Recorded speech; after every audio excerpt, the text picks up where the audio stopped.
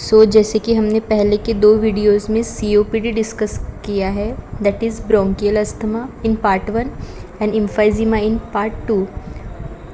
इस वीडियो में हम डिस्कस करेंगे investigation and treatment part of COPD। इसमें हम सबसे पहले देखेंगे investigation. First is pulmonary function test, that is spirometry.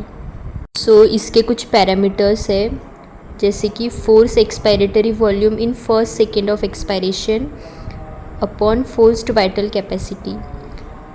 मतलब इसका रेशियो जितना कम होगा उतना सीवियरिटी बढ़ेगा डिसीज़ का। It determines the severity of disease. अगर FeV1/FVC का रेशियो कम हो रहा है तो उसकी सीवियरिटी बढ़ेगी। There is gold criteria to determine the severity. इसमें 4 स्टेजेस दी गई है, stage 1, stage 2, stage 3 and stage 4। Stage 1 is mild condition. अगर FeV1/FVC का रेशियो 70 to 80% के बीच में आ रहा है, this condition is mild condition. Then stage 2, this is moderate type of condition. अगर FeV1/FVC का ratio is between 50% to 70%, then this moderate condition. Then stage 3, this is severe condition. अगर ratio 30 to 50% के बीच में आ रहा है, this is serious condition. Then stage 4, this is very severe condition of COPD.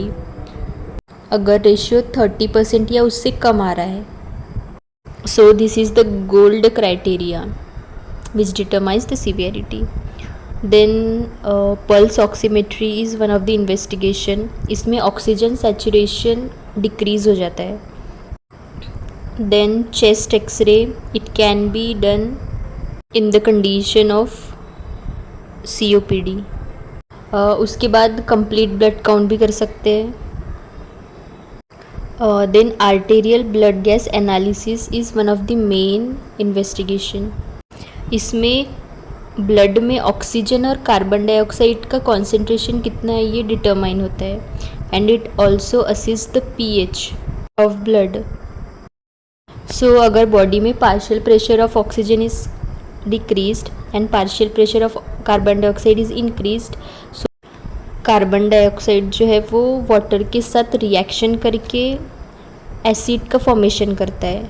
Blood का जो pH है वो डिक्रीज़ हो जाएगा in the condition of COPD।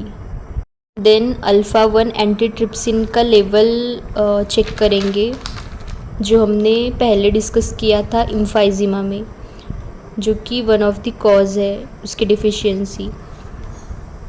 Then sputum examination can be done. It is examined in the condition of chronic bronchitis. These are the investigations which have to be done in the case of COPD। Then उसके बाद हम discuss करेंगे management और treatment part. First है avoid smoking. इसका primary cause रहता है smoking, smoking should be avoid. Then bronchodilators can be given. These are beta agonist, anticholinergic, anti inflammatory steroids and mucolytics. Beta agonist में देखेंगे short acting and long acting beta agonist present रहते हैं। Second is anticholinergics. इसमें भी short acting and long acting bronchodilators होते हैं। Bronchioles में M3 receptor present होते हैं, जो कि एसिटिल कोलिन के साथ कंबाइन होके ब्रोंको कॉन्स्ट्रिक्शन करते हैं। These short acting and long acting bronchodilators restrict acetylcholine, जिसके वजह से कॉन्स्ट्रिक्शन नहीं होता एंड डायलेटेशन होता है। Then third is anti inflammatory steroids. Corticosteroids है जो कि ब्रोंकोडायलेटर्स के जैसे एक्ट करते हैं। Then fourth is mucolytics.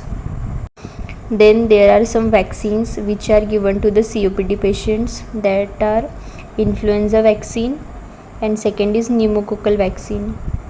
This is the treatment part of COPD।